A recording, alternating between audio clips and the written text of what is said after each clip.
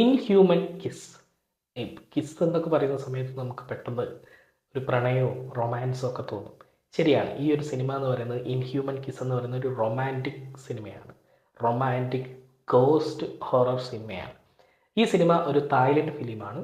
2019 ഇറങ്ങിയ ഒരു സിനിമയാണ്. അപ്പോൾ തായ്ലൻഡിൽ ഒരു നാടോടി കഥയാണ്. നമ്മുടെ ഈ കളിയങ്കാട്ട് നീലി, മറുത, മാടൻ എന്നൊക്കെ പറയുന്നത് പോലെ അവരുടെ നാട്ടിലുള്ള ഒരു മിത്ത് കഥയുണ്ട്. അതെന്താണെന്ന് വെച്ചാൽ അവരുടെ ഈ പറഞ്ഞ പോലെ ഒരു ക്രാസു എന്നു പേരുള്ള ഒരു പ്രേതമുണ്ട്. അതിന്റെ പ്രേതത്തിന്റെ ഷേപ്പ് എങ്ങനെയാണെന്ന് വെച്ചാൽ തല മാത്രമാണ്. ആ തലയുടെ താഴത്തേക്ക് ഈ വെയിൻസും കാര്യങ്ങളൊക്കെ ഞരമ്പൊക്കെ വന്നിട്ട് അതിന്റെ മേലെ ഒരു ഹാർട്ട്. അങ്ങനെ ഇതിങ്ങനെ പറക്കും. ഈ മുടിയൊക്കെ ഇങ്ങനെ അഴിച്ചിട്ടിട്ട് ഒരു നീരാളിയെ പോലെ ഇതിങ്ങനെ ഒരു മരത്തിൽ നിന്ന് മറ്റൊരു മരത്തിലേക്ക് ഇങ്ങനെ പറന്ന് അങ്ങ് പോകും. അതിന്റെ ഭക്ഷണം എന്ന് പറയുന്നത് കന്നുകാലികളും ആടും ഈ പറയുന്നതൊക്കെയാണ് ഇത് കൊന്നു തിന്നുക. അപ്പൊ ഈ ആളുകൾക്കൊക്കെ ഈ ക്രാസുവിന് ഭയങ്കര പേടിയാണ്. അപ്പൊ ഈ ഒരു മിത്ത് ക്യാരക്ടറിനെ വെച്ചിട്ടാണ് ഈ ഒരു സിനിമ ഉള്ളത്. സിനിമയുടെ തുടക്കത്തിൽ നമ്മുടെ നായികയും നായകനും അവരുടെ സുഹൃത്തുക്കളെല്ലാം കൂടി ചെറുപ്പകാലത്ത് ഒളിച്ചു കളിക്കുകയാണ്. അപ്പോൾ ഒളിച്ചു കളിക്കുന്ന സമയത്ത് കുട്ടികളായിട്ടുള്ള സായി എന്ന് പറഞ്ഞൊരു ലേഡിയാണ് ഈ സിനിമയുടെ മെയിൻ ആയിട്ടുള്ള ഒരു ഹീറോയിൻ എന്ന് പറയുന്നത്. നോയ് എന്ന് പറഞ്ഞൊരു പയ്യനുണ്ട്, ജേർഡ് എന്ന് പറഞ്ഞിട്ടൊരു പയ്യനുണ്ട്. ഇവരാണ് ഈ 3 പേരാണ് ഈ സിനിമയുടെ മെയിൻ ക്യാരക്ടേഴ്സ്. അപ്പോൾ ഇവരെല്ലാവരും കൂടെ ഒളിച്ചു കളിക്കുന്ന സമയത്ത് ഒരു വീട്ടിനുള്ളിൽ ക്രാസ് ഉണ്ടെന്ന് പറഞ്ഞിട്ട് കുട്ടികളെ പേടിപ്പിക്കുന്നു.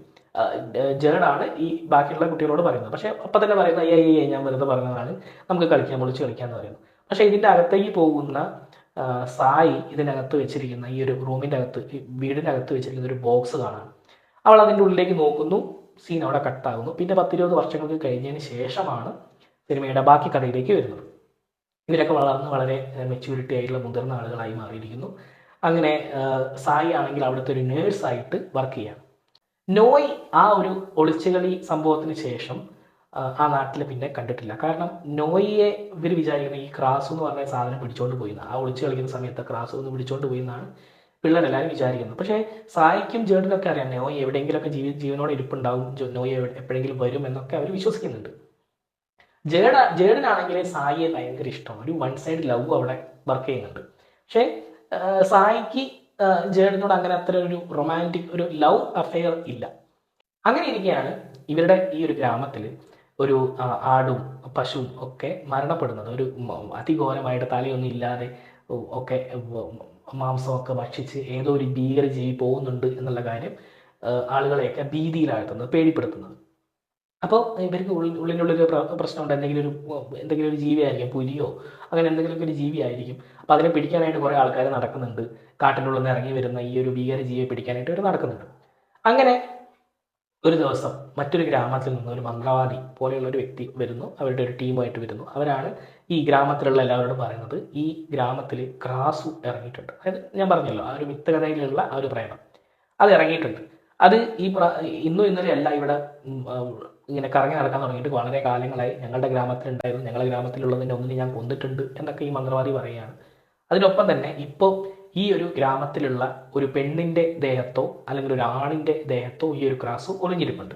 പെണ്ണിൻ്റെ ദേഹത്താണെങ്കിൽ ഈ ഒരു പെണ്ണ് സാധാരണ മനുഷ്യന്മാരെ പോലെ ജീവിക്കാം. ആണിൻ്റെ ദേഹത്താണെങ്കിൽ ഈ ഒരു ക്രാസു ഈ ആണിന് ഭയങ്കര പെയിനും ഭയങ്കര രോഗാവസ്ഥയിലൊക്കെ ആയിരിക്കും ഈ ആളുകൾ ഉണ്ടാവുക. അപ്പം അങ്ങനെ ആരെങ്കിലും ഉണ്ടോ എന്നുള്ള കാര്യങ്ങളൊക്കെ ഈ ഗ്രാമത്തിലുള്ള എല്ലാവരും കൂടെ ചൂട്ടം കത്തിച്ച് സെർച്ച് ചെയ്യാൻ പോകുന്നതും അവർ ആരുടെ ഉള്ളിലാണ് ഈ ക്രാസ് ഒളിഞ്ഞിരിക്കുന്നത് കണ്ടുപിടിക്കുന്നതും ഒക്കെയാണ് ഈ സിനിമ. ടു ബി ഫ്രാങ്ക്, നിങ്ങൾ ഈ പോസ്റ്ററിലൊക്കെ കണ്ടിട്ടുണ്ടാകും ഈ ക്രാസ് ഒളിഞ്ഞിരിക്കുന്നത് സായിയുടെ ഉള്ളിൽ തന്നെയാണ്. ആ ഒരു ഒളിച്ചു കളിക്കുന്ന ആ ഒരു സമയത്ത് തന്നെ ക്രാസു സായിയുടെ ഉള്ളിലേക്ക് കയറി, ആ ചെറുപ്പകാലത്ത് തന്നെ ക്രാസു സായിയുടെ ഉള്ളിലേക്ക് കയറി ആ ഒരു ശരീരത്തിൽ ജീവിച്ചുകൊണ്ടിരിക്കുകയാണ് ആ ഒരു പ്രേതം. രാത്രിയാവുന്ന സമയത്ത് സായിയുടെ തല വേർപെട്ട് ക്രാസു ഇങ്ങനെ പറന്ന് നടക്കും. ഒരുപാട് ആളുകളെയൊക്കെ കൊല്ലും. ആളുകളെയല്ല, ഈ മൃഗങ്ങളെയൊക്കെ, പശുവിനെയും കന്നുകാലികളെയൊക്കെ കൊല്ലുന്നു, ഭക്ഷിച്ച് ജീവിക്കുകയാണ് ഈ ഒരു ക്രാസു ചെയ്യുന്നത്. ഈ സമയത്താണ് ഇവർ മരിച്ചുപോയി അല്ലെങ്കിൽ കാണാതെ പോയി എന്ന് വിചാരിക്കുന്ന നോയ് നാട്ടിലേക്ക് തിരിച്ചെത്തുന്നത്. നോയ്ക്ക് തിരിച്ചു വന്ന സമയത്ത് തൻ്റെ ഒരു പഴയ കളിക്കൂട്ടുകാരൻ തിരിച്ചു വന്ന സന്തോഷത്തിൽ സായി വിചാരിക്കുകയാണ് സായിക്ക് നോയിയോട് ചെറിയൊരു ഇഷ്ടമുണ്ട്.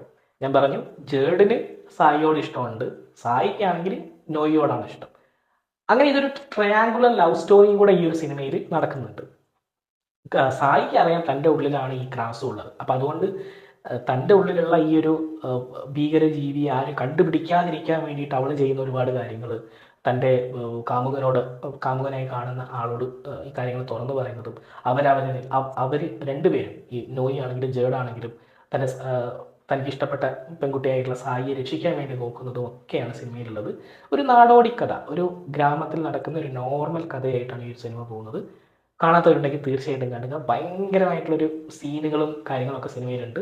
കിഡിലൻ ആ ഒരു ക്രാസുവിനെ കാണുമ്പോൾ തന്നെ നമുക്ക് പേടിയാവും. അത്തരത്തിലുള്ള ഒരുപാട് പേടിപ്പെടുത്തുന്ന രംഗങ്ങളുണ്ട്. ഒപ്പം കുറച്ച് ഇമോഷണൽ രംഗങ്ങളുണ്ട് സിനിമയുടെ അവസാനത്തേക്ക് വരുമ്പോൾ. എല്ലാവരും വിചാരിക്കുന്ന ഈ ക്രാസു ഒരു പ്രേതമാണ്, എല്ലാവരും പിടിച്ച് തിന്നുന്നൊക്കെയാണ്. പക്ഷേ ക്രാസുവിന് അങ്ങനത്തെ പിടിച്ച് തിന്നുക, അങ്ങനത്തെ ആളുകളെ ഉപദ്രവിക്കുക എന്നുള്ളൊരു പരിപാടി ഇല്ല. പക്ഷേ ഈ ഒരു ഭീകരജീവിയെ പിടിക്കാനായിട്ട് നാട്ടുകാരെല്ലാവരും കൂടെ ഇറങ്ങിത്തിരിക്കുന്നതും നാട്ടുകാരിൽ നിന്ന് രക്ഷപ്പെടാൻ വേണ്ടിയിട്ട് ഈ ഭീകരജീവി ഈ ക്രാസു ഒളിച്ച് താമസിക്കുന്നതും മറ്റാളുകളിലേക്കൊക്കെ ഇങ്ങനെ പറന്ന് നടക്കുന്നതും ഒക്കെയാണ് സിനിമയിലുള്ളത്.